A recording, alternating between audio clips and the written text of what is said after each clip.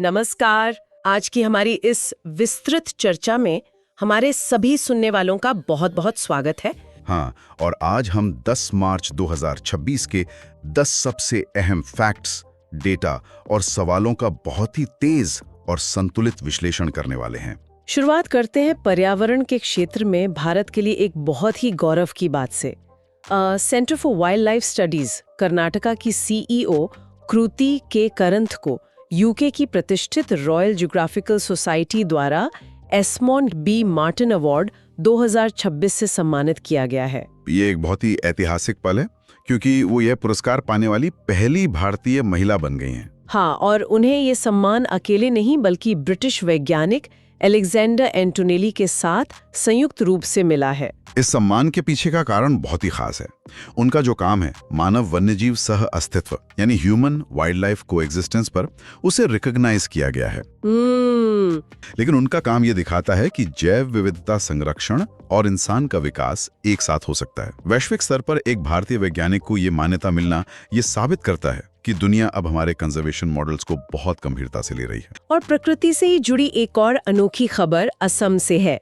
आप वो ब्रह्मपुत्र नदी वाले प्रोजेक्ट की बात कर रही हैं? हाँ, हम सब ने समंदर किनारे लाइट हाउस देखे हैं, लेकिन अब असम में ब्रह्मपुत्र नदी पर, जो कि नेशनल वाटरवे 2 है, वहां भारत के पहले नदी आधारित प्रकाश स्तंभ या रिवराइन लाइट हाउस बनाए जा रहे हैं। ये एक बहुत ही बेहतरीन कदम है।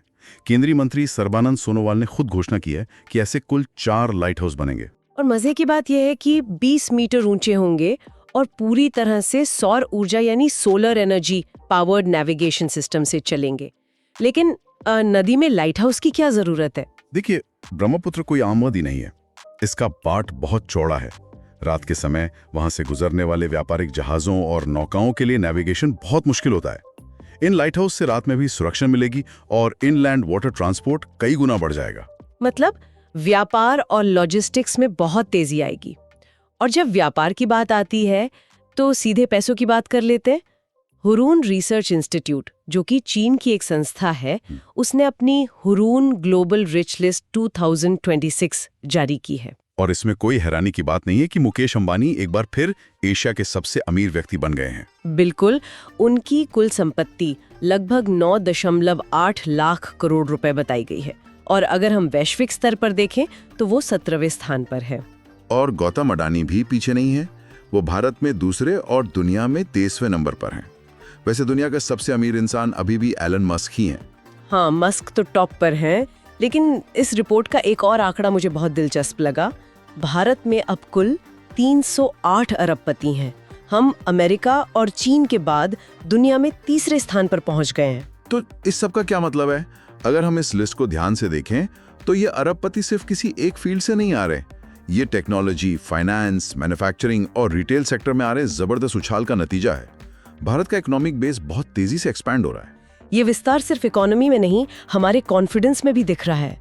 और इसका सबसे बड़ा सबूत खेल के मैदान से आया है। भारत ने न्यूजीलैंड को 96 रनों से हराकर आईसीसी T20 वर्ल्ड कप जीत लिया है। T20 फॉर्मेट में 96 रनों से जीतना मतलब ये पूरी तरह से एक तरफा डोमिनेशन था।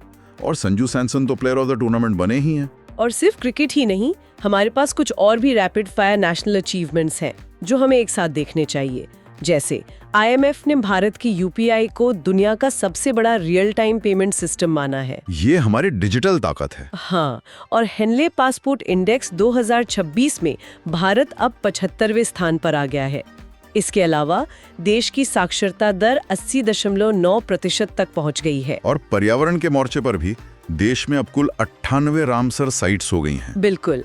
और अभी जो पहला रिवर डॉल्फिन सर्वे हुआ है उसमें 6300 से अधिक डॉल्फिन मिली है। इसके साथ ही मिशन सुदर्शन चक्र लॉन्च किया गया है और पेटेंट फाइलिंग में भारत अब विश्व में 6ठे स्थान पर पहुंच गया है। इन तेज आंकड़ों को अगर एक साथ रखकर देखें तो ये भारत के बहुआयामी विकास यानी मल्टी डायमेंशनल ग्रोथ की तस्वीर पेश करते हैं। वेस्टर्न कमांड का मुख्यालय हरियाणा के चंडी मंदिर में है और ये नियुक्ति रणनीतिक तौर पर बहुत अहम है। वो इसलिए क्योंकि ये कमांड मुख्य रूप से भारत-पाकिस्तान सीमा की सुरक्षा देखती है ना? बिल्कुल। पश्चिमी क्षेत्र में जितने भी स्ट्रेटेजिक मिलिट्री ऑपरेशंस होते हैं उनकी जिम्मेदारी इसी कमांड की होती है। लेफ्टिनेंट जनरल पुष्पेंद्र पाल की नियुक्ति हमारी डिफेंस प्रिपेयर्डनेस और एक मजबूत उच्च स्तरीय सैन्य संरचना का हिस्सा है। राष्ट्रीय सुरक्षा तो मजबूत है, लेकिन कभी-कभी खतरे सरहदों के बाहर से नहीं, हमारे अपने शहरों के अंदर से आते हैं। मार्च 2026 में महाराष्ट्र के पालघर जिले में बोईसर औद्योगिक क्षेत्र में एक बहुत बड़ा इंडस्ट्रियल क्राइसिस हुआ। हाँ, वो ओलियम गैस का रिसाव। ये बहुत ही डरावनी घटना थी। डरावनी इसलिए क्योंकि रातों रात 2600 लोगों को सुरक्षित स्थानों पर इवैक्यूएट करना पड़ा। मुझे ये बताइए कि ये ओलियम गैस आखिर होती क्या है और ये इतनी खतरनाक क्यों है? देखिए, ओलियम गैस असल में सल्फर ट्राइऑक्साइड और सल्फ्यूरिक एसिड का एक बहुत ही जहरीला मिक्सचर है। इसे फ्यूमिंग सल्फ्यूरिक एसिड भी कहते हैं। ओह, मतलब ये सीधा स्किन और सांसों पर असर करती है? हाँ, इससे त्वचा में गंभीर जलन होती है, सांस लेने में तकलीफ होती है और आंखों को गहरा नुकसान पहुंच सकता है। तो फिर इसका इतना इस्तेमाल होता क्यों है? क्योंकि ये उर्वरक यानी फर्टिलाइजर्स, विस्फोटक, डिटर्जेंट, रंग और फार्मास्यूटिकल इंडस्ट्रीज के लिए बहुत जरूरी केमिकल है। लेकिन ये घटना हमें बताती है कि इंडस्ट्रियल सेफ्टी प्रोटोकॉल कितने कड़े होने चाहिए। ऐसी चूकों का कारण और प्रभाव बहुत खतरनाक हो सकता है। सही कहा। अब थोड़ा आगे बढ़ते हैं। अमेरिकी टेक्नोलॉजी दिग्गज IBM ने बेंगलुरु में अपना पहला संगम इंफ्रास्ट्रक्चर इनोवेशन सेंटर लॉन्च किया है। यहाँ जो बात सबसे दिलचस्प है वो ये है कि ये centre IBM India systems development lab का हिस्सा है। हाँ, और इसका मेन मकसद भारत को AI यानी आर्टिफिशियल इंटेलिजेंस का इनोवेशन हब बनाना है। ये लोग हाइब्रिड क्लाउड और एडवांस्ड कंप्यूटिंग पर रिसर्च करने वाले हैं। IBM जैसी कंपनी जिसकी स्थापना 1911 में न्यूयॉर्क में हुई थी, उसका भारत में ऐसा सेंटर खोलना बहुत बड़ी बात है। तकनीक हमें आगे ले जा रही है, लेकिन यही तकनीक कभी-कभी चिंता का विषय भी बन जाती है, खासकर बच्चों के लिए। और यही हमारा 8वां विषय है, साइबर सुरक्षा और इंडोनेशिया का एक बेहद ऐतिहासिक कदम। क्षेत्र का पहला देश बन गया है। ये बहुत ही सख्त कदम है। मतलब उनका उद्देश्य बच्चों को ऑनलाइन एडिक्शन, साइबर बुलिंग और हानिकारक कंटेंट से बचाना है। बिल्कुल। और इंडोनेशिया कोई छोटा देश नहीं है। राजधानी जकार्ता है, राष्ट्रपति प्राबोवो सुबियांतो हैं और ये दुनिया का चौथा सबसे अधिक आबादी वाला देश है। हाँ, और सबसे बड़ा द्वीप समूह भी है, साथ ही सबसे बड़ी मुस्लिम आबादी वाला देश और नारियल उत्पादन में भी नंबर 1 है। एक और बात, भारत के साथ उनका गरुड़ शक्ति नाम का सैन्य अभ्यास भी होता है। तो इतने बड़े देश का ये फैसला एक तरह से पूरी दुनिया के लिए केस स्टडी बन गया है। मुझे तो बस ये लगता है कि आज के बच्चे बहुत स्मार्ट हैं, वो कोई ना कोई जुगाड़ निकाल ही लेंगे। वो तो है, लेकिन सरकारें अब ये समझ रही हैं कि डिजिटल युग में बच्चों के मानसिक स्वास्थ्य को बचाने के लिए कड़े कदम उठाने ही होंगे। ये सिर्फ एक बैन नहीं, बल्कि एक बहुत बड़ा पॉलिसी शिफ्ट है। पॉलिसी और मनोविज्ञान का ये खेल कॉर्पोरेट दुनिया में भी बहुत चलता है, और हमारे 9वें विषय में यही हुआ है। प्रसिद्ध अभिनेता पंकज त्रिपाठी को SBI जनरल इंश्योरेंस का ब्रांड एम्बेसडर नियुक्त किया गया है। इसका सीधा सा उद्देश्य है बीमा उत्पादों का व्यापक प्रचार करना और ब्रांड की क्रेडिबिलिटी बढ़ाना। पंकज त्रिपाठी की इमेज एकदम जमीनी और भरोसेमंद इंसान की है।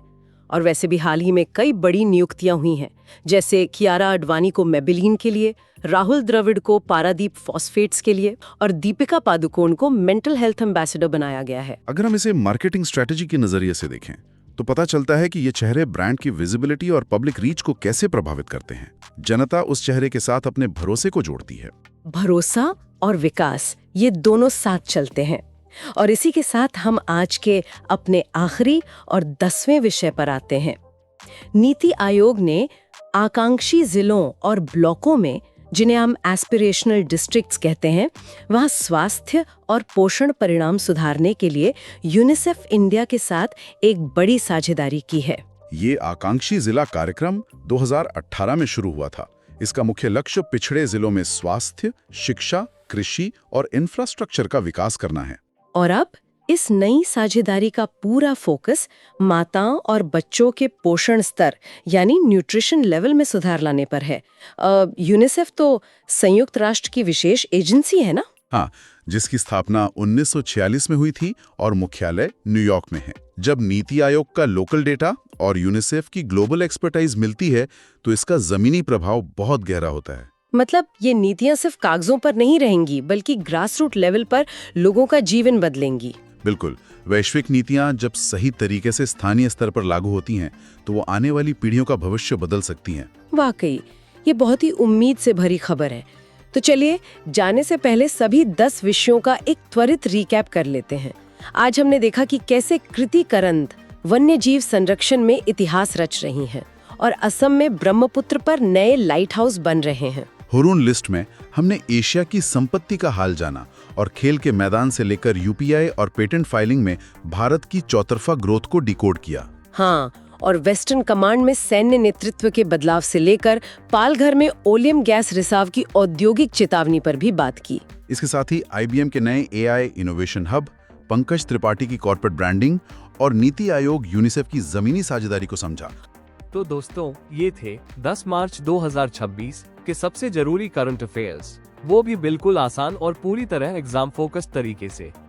आज का क्वेश्चन है, प्रधानमंत्री नरेंद्र मोदी द्वारा शुरू किया गया HPV टीकाकरण कार्यक्रम किस बीमारी से संबंधित है? The HPV vaccination program launched by PM Narendra Modi is related to which disease? इस क्वेश्चन का राइट आंसर क्या होगा? कमेंट जरूर करें। अगर वीडियो अच्छा लगा हो तो लाइक करें, अपने दोस्तों के साथ शेयर करें और चैनल को सब्सक्राइब जरूर करें।